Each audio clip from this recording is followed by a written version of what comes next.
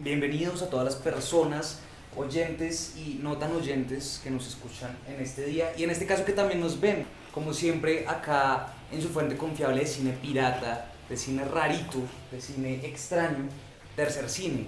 Hoy tenemos al grandilocuente, al artista, al escultor, al coleccionista de piedras, hombre, Carlos Ríos. Hombre, un placer tenerlo en Tercer Cine. Muchas gracias. De verdad. Muchas gracias. Carlos es una figura re importante de esta gente que está atrás del cine y que uno no está viendo constantemente. Queremos preguntarle varias cositas, pues, para la gente que no sepa. En principio queremos saber quién carajo es Carlos Ríos, man. Soy de Envigado, Antioquia. Soy artista plástico y por accidente, hace unos 30 años más o menos, a raíz de una persona que conocí en México, me invitó a uno de sus primeros proyectos, empecé como utilero y poco a poco fui ascendiendo hasta llegar al cargo que tengo ahorita, que es el de director de arte. Entonces, digamos que soy envigadeño, artista plástico y director de arte. Queríamos avanzar un poquito por esos caminos trechos de el cine y la escultura. ¿Cómo ves tú el cine y cómo ves tú la escultura en relación cuando trabajas como director de arte? Digamos que la relación que puede tener la escultura como volumen, eso quiere decir que hay que verla por todos lados. En ese sentido me parece que coincide mucho el espacio ya, digamos, de una película, porque finalmente trabajamos en los 360 grados normalmente. Entonces se trata de componer con ciertos objetos, se trata de componer con ciertas vainas, dependiendo del guión que se esté trabajando. Entonces, en ese sentido yo le encuentro mucha relación, ¿cierto? Además de que se trabaja la ambientación, porque de todas maneras la dirección de arte tiene diferentes campos, pero digamos tocando el tema de la ambientación, que es el que más se acerca a la escultura, es lo que genera el carácter que debe tener, ¿cierto? Entonces cada uno de esos objetos es visto desde mi punto de vista siempre como escultura. Un set, cuando lo hago, cuando lo construyo, con la gente con la que tengo que trabajar, lo veo como un gran volumen, sea una oficina de un abogado, sea un cuarto de una pareja, sea qué sé yo, cualquier espacio, siempre voy a estar mirando desde la composición misma, que la composición de todas maneras es un asunto que hay que estar trabajando muy directamente también desde la escultura, ¿cierto? Bueno, y ya entrando más a la materia, como propiamente de la dirección de arte, digamos preguntarte cuál es esa relación que existe entre el arte y la narración, como qué papel cumple dentro de la película. Después de que te entregan un guión, el director de arte o el diseñador de producción, que son dos términos pues, que seguramente más adelante tocaremos, tiene que estudiar el guión y a partir de ahí hay que darle un carácter con los materiales, un carácter con la decoración, un carácter con los objetos que utilizan esos lugares que vamos a diseñar. Y ya como estamos hablando de este tema de lo que se le entrega a uno como director de arte, quiero saber en qué equipo estás. ¿En el equipo que recibe un guión y busca una dirección de arte y una escenografía y una ambientación orgánica, o prefieres como una ambientación artificial? ¿Qué es lo que prefieres? ¿Cuál es tu equipo? O sea, ¿cuál selección? Difícil, pues, o para mí por lo menos es difícil en Colombia, en las condiciones, por lo que me ha tocado vivir, por lo que me ha tocado hacer, tomar un partido y decir, digamos ahorita que ya estoy mayorcito y que ya llevo 30 años metido en el asunto, más fácil uno se da cuenta, yo no sé si por gusto propio o por qué, empieza uno a tender más fácil como a ciertas cosas que hacia otras, pero normalmente pienso yo que como director de arte, por lo menos de aquí en Colombia, debe ser uno como un ojo en blanco. O de alguna manera a mí me gusta hacerlo también. A mí me gusta mucho lo orgánico, lógicamente, pues por mi contacto con la materia, mi contacto con el escultor, entonces digamos que en esencia yo podría ser muy orgánico. Pero me interesa mucho también lo aséptico, ¿cierto? También trabaja, digamos, el montaje, digamos, para comerciales. En la publicidad es donde más se trabaja, digamos, lo aséptico, ¿cierto? Es una cosa de una limpieza y es una cosa muy rigurosa y es algo que tiene que ser muy pulcro, porque de todas maneras la finalidad de una publicidad es muy precisa, ¿cierto? Mano Carlos, pues usted nos contaba que la experiencia es bien particular, ¿cierto? La vez pasada que estuvimos echando chisme, Hablamos mucho de ese ejercicio personal, como de la marca que tiene el desarrollo personal en la producción artística que uno hace, y evidentemente en la cinematográfica también. Y por esto quiero preguntarle, casi que a modo de chisme, ¿cuáles son las películas en las que usted participó, sobre todo en las primeras? ¿Y cómo se sintió trabajando en estas películas? ¿Cómo marcó su experiencia pasar y hacer este tránsito también del que estamos hablando ahorita, de la escultura, de las plásticas a la cinematografía? Sabes que me siento muy afortunado, me gusta mucho la pregunta que me remonta pues a los inicios. Realmente, como les decía al comienzo, fue por rebote que yo llegué acá y fui invitado a una serie que dirigía Jorge Alitiana, que se llamaba Crónicas de una generación trágica, para diseñar objetos, cosas, y como estábamos en el siglo XVIII, entonces los objetos los hacía con madera, con algunas tallitas o con chamizos, y nos inventábamos lámparas, o nos inventábamos como garabatos de madera para colgar la ropa a modo de percheros. Ese fue mi recibimiento, entonces fue muy acorde a mi proceso. Estuvimos con audiovisuales, que era una programadora muy interesante, que hizo proyectos muy lindos también, que hizo cine para televisión. Y entonces usted se enganchó con esa gente. Entonces me enganché no solamente porque podía expresarme de alguna manera muy libremente, yo me sentía muy cómodo, sino que normalmente todas estas series se hacían fuera de Bogotá. Entonces parecíamos unos peregrinos, estábamos en Santander, estábamos en Boyacá, estábamos aquí en Bogotá, entonces íbamos de un lado para otro, entonces éramos como una especie de circo, ¿cierto? Pero haciendo cine. Entonces de alguna manera me gustó mucho porque me sentía muy bien recibido desde ese punto de vista. Bueno, frente a eso que estabas diciendo, queremos hablar un poco sobre el tema de la identidad y sobre esta categoría que uno se pone como al momento de la producción artística. Entonces está el rol del director de arte, está el rol del director de producción y está el rol del artista. ¿Cómo juega todo eso ahí y cómo entra en diálogo? Sobre todo al momento de crear, el rol del artista o el rol del director de arte. Pues mira, yo pienso que eso no se divide de una manera tan precisa, ¿cierto? Porque finalmente uno es un individuo, uno es una persona, ¿cierto? Y que todos los conocimientos que adquieras desde diferentes puntos, no solamente en este caso por tener conocimientos, digamos, plásticos, artísticos, y también conocimientos en la dirección de arte, vaya a aflorar en determinado momento una sola cosa o otra sola cosa, ¿cierto? Uno es un cúmulo de una cantidad de cosas, no solamente participa eso, sino lo que soy también como individuo en la calle, ¿sí? Como las cosas que hago o no hago en otros momentos de mi vida, como me gusta hacer, ¿cierto? Eso es una unidad. ¿Como sentimental? Están las emociones, pero también está mezclado el intelecto, está mezclado la emoción y está mezclada la intuición. Es el ejercicio identitario. Porque cuando estás enfrente a una necesidad, bien sea de sobrevivencia o bien sea de cualquier tipo, o en este caso una necesidad profesional, porque de alguna manera lo podemos ver así, como una necesidad de que yo manifieste a una situación concreta. Ahí afloran simplemente tus sentidos, aflora lo que eres tú como persona, ¿cierto? Una sensibilidad. Y una sensibilidad, y donde todos esos conocimientos lógicamente hacen parte, ¿cierto? Pero no creo que se dividan, digamos. Y ahí empieza a jugar el gusto también, ¿no? Y eso es algo que yo también le quería preguntar, como uno como sujeto tiene preferencias en la vida, ¿sí o qué? ¿Qué película a usted le ha gustado participar seriamente en cualquier rol que haya tenido, así sea en el utilero o en la dirección de arte? Muy bonita pregunta porque finalmente eso lo podemos ver no desde el punto de vista de la persona que tiene que tener el cargo X o Y, sino de la experiencia vivida en determinado momento.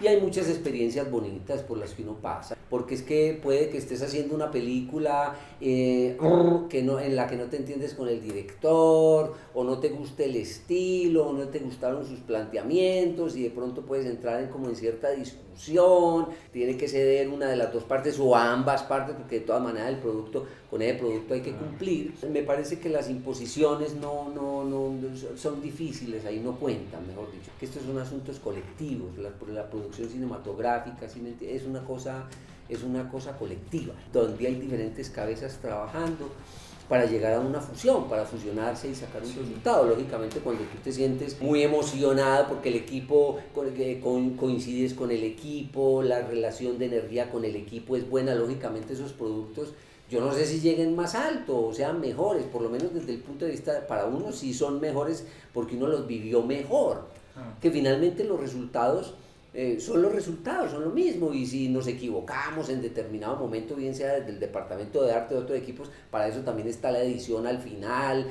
y eso lo pulen y eso lo cortan, porque hay un equipo ya después de edición que se encarga de que el producto quede lo más cercano posible a la idea original. Como avanzando un poco en la discusión, queremos hacer una pregunta que entre nosotros ha generado mucha discordia. ¿Quién hace cine en Colombia y para quién se hace este cine? Entendiendo pues de que en Colombia existe casi que una semi-industria y que la realización de cine pues no está igual consolidado que en otros países de Latinoamérica como en México o en Argentina, y que esta forma de hacer cine y sobre todo la recepción y la distribución de las películas va en medio de unas zonas grises que se solapan unas con otras, casi en un estar y no estar. Pues, ¿quién hace cine? Hace cine el que quiere hacer cine, ¿cierto? De todas maneras, muchas veces uno quiere, pero no puede también, ¿cierto? Yo pienso que hay más lugares donde se estudia cine, entonces lógicamente hay estudiantes para el cine.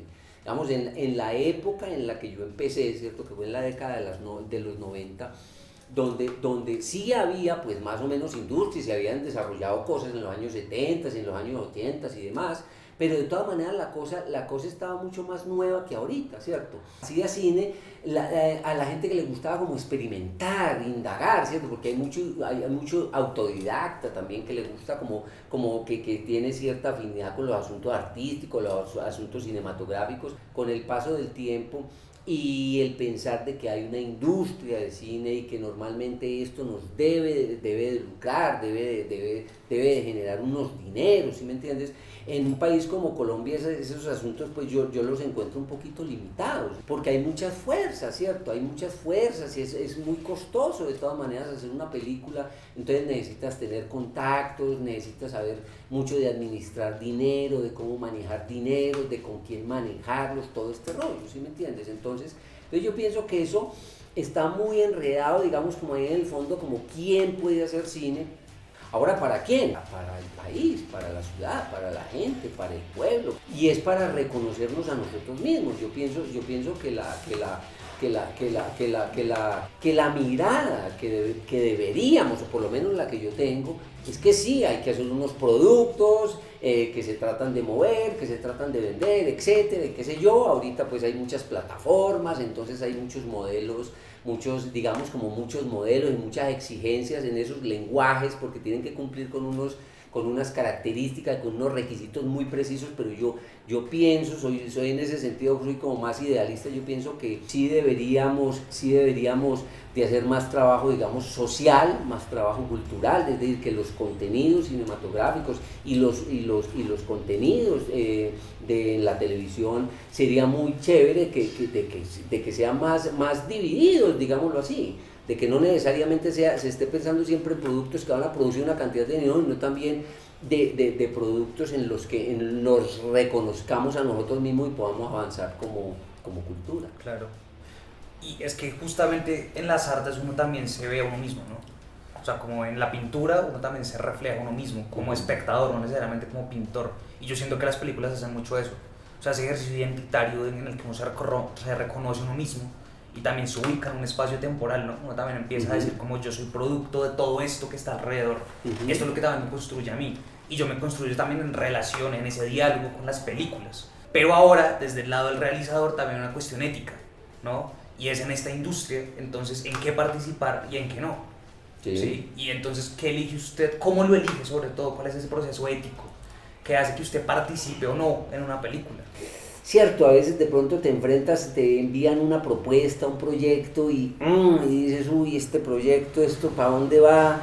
¿Qué es esta vaina? ¿Será que lo tomo? ¿Será que no lo tomo? ¿Cierto? Hay como un primer filtro que lo entiendo, ¿cierto? Que es como por cómo soy yo, ¿sí me entiendes? Porque muchas veces uno siempre se está construyendo, uno se está formando, entonces tiene uno más o menos una posición política, uno tiene una posición social, uno tiene un carácter ético, ¿cierto? Porque de todas maneras, pues, como individuos que vivimos en una sociedad, pues tenemos que tener ese, ¿cierto? Tratar de definir eso. Pero muchas veces por las mismas carencias, ¿cierto? Ahorita está un poquito mejor, digamos, en relación a otras épocas de Colombia, hay más producción ahorita, ¿cierto? Entonces, muchas veces se ve uno de todas maneras como limitado, ¿cierto? Porque finalmente también es un trabajo que tú sabes hacer, sabes desarrollar, ¿cierto? Sabes cómo hacerlo, entonces puede que no estés muy a gusto con ese producto, dependiendo de tu situación económica en ese momento. Muchas veces te dicen, no, pues voy a tomar esta vaina porque la plata que me puedo ganar aquí. Por mis asuntos metafísicos, me gusta mucho la metafísica y me gusta mucho la filosofía también. Yo siempre pienso de que voy a estar en los productos en que debo estar y que voy a estar en el lugar en el que debo estar. Cuando estoy en una producción donde a lo mejor el contenido no sea muy afín a mí, puede que haya otra situación de vida misma por la que yo tenga que pasar por ahí. No es solamente uno como ser humano se lanza 2 o 3 meses a hacer una película y lógicamente tienes que compartir también con las personas, convivir con las personas, vivir con las personas, alimentarte con los otros, estar con los otros, dormir. Muchas veces duermes con otros 2 o 3 personas de la misma producción, entonces eso se vuelve como una especie de familia. Y entonces también ahí muchas veces para mí eso es muy importante, ¿cierto? Entonces puede que digamos que le diga un producto que en primera instancia digo yo, qué producto tan feo, qué producto tan malo, esto va a ser horrible, pero no tengo plata, les voy a decir que sí, pero sin embargo me voy y de pronto me encuentro en una situación de vida con las otras personas con las que tengo que compartir, donde aprendí un poco de cosas, donde otras facetas de mi ser encontraron maduración, ¿cierto? Encontraron cosas. Entonces uno no se desprende del ser humano para hacer nada, ¿sí me entiendes? No es una máquina la que va y hace el cine, sino que son personas las que van y construyen todo ese rollo. Claro. Entonces yo sí prefiero producciones en las que vibre, ¿cierto? En las que pueda participar más como ser humano. De alguna manera a mí los procesos que me han tocado en el desarrollo del cine en Colombia me parece que han sido muy gratas para mí, ¿cierto? Porque paralelo a eso pues nos ha tocado formarnos también como personas. Yo tengo una pregunta en esa medida. ¿Hay cine sin un peso? Sin un peso, cada vez es más difícil si no hay una sola moneda, porque de todas maneras tienes que grabar en un espacio y tienes que pedir un permiso, tienes que pagarle a alguien, bien sea una alcaldía, una localidad, qué sé yo. Si es en un espacio de la casa de un amigo, pues hay gastos de electricidad, hay gastos de aguas, siempre implica dinero. Es decir, yo pienso que el cine hay que hacerlo con plata. Todo con plata. Sí. Listo, esa era la pregunta. Y tacatana. ¿Qué ha hecho Carlos?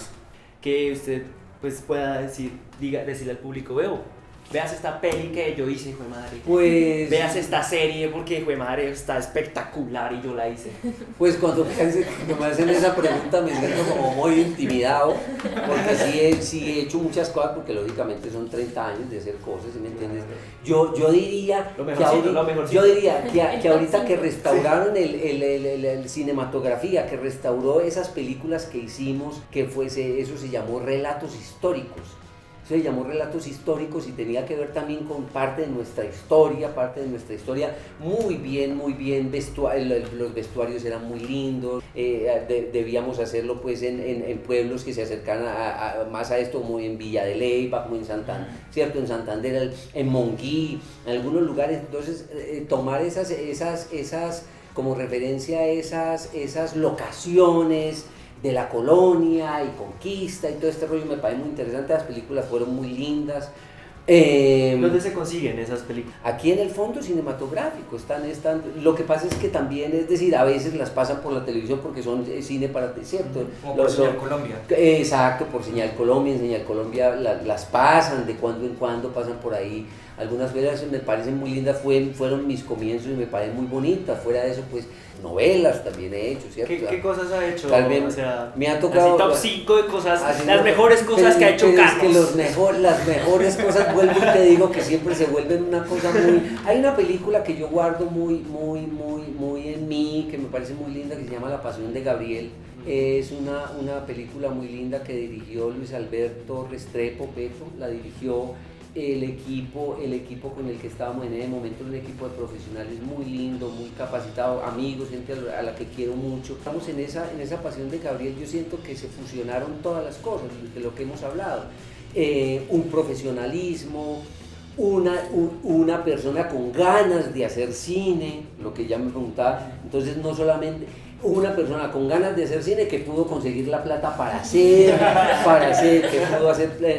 plata para hacer la película, que no se quedó en lo chiquito, pues para pasarlo por momentos en algunos espacios de la televisión, que no desmerito pues lo que pasa en la televisión, mucho menos, sino que ya se podía presentar ya en los cines, pues era para los Cine Colombia y para mostrarla a otros lugares, en otros lugares donde la mostraban. Entonces en esa producción se fusionó todo ese rollo, el empeño de alguien por hacer una película, por conformar un buen equipo, por sacar un buen producto, y porque las dinámicas ya en la cotidianidad, cuando estábamos construyendo todo esto, fue maravillosa.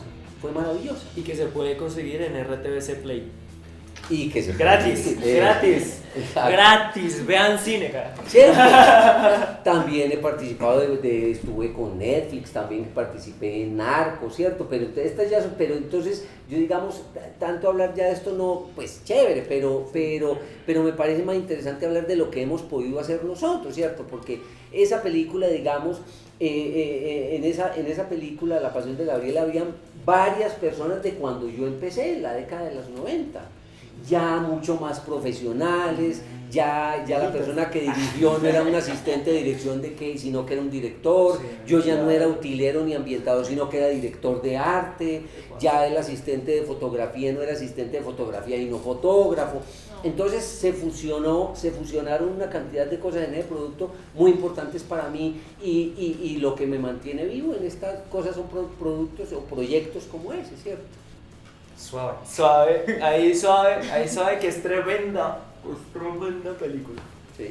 Felicitaciones por esa película. Bueno, pues ya para cerrar, otra vez tus directores de cine colombiano favoritos, tus películas favoritas como para recomendar. Como espectador.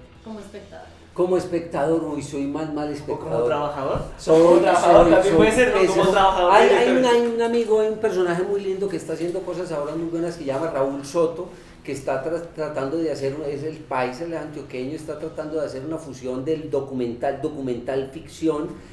¿Cómo se llama su última producción? Muy linda, que así es como completamente recomendable. Ya en un momento la recuerdo, que es la historia de un grupo de indígenas, no recuerdo en qué lugar. ¿Cómo se llama esta película? Qué vaina, si ves lo mal espectador que soy, sobre todo para los títulos, sobre todo para pero me gustan mucho las películas de Víctor Gaviria, pues digamos es uno de los directores colombianos que me parece a mí pues que tiene un trabajo que se acerca mucho a mí, aunque no creo que sea porque seamos antioqueños, digamos que yo también sea antioqueño, porque de todas maneras las películas de Víctor son muy universales. Yo siento que eso puede suceder en un peladero por ahí en Rusia, o en un peladero en no sé dónde, cualquier peladero donde hay gente que está sufriendo mucho y donde se enfrentan unas energías personales que son las con las que él trabaja, ¿cierto? Unas fuerzas,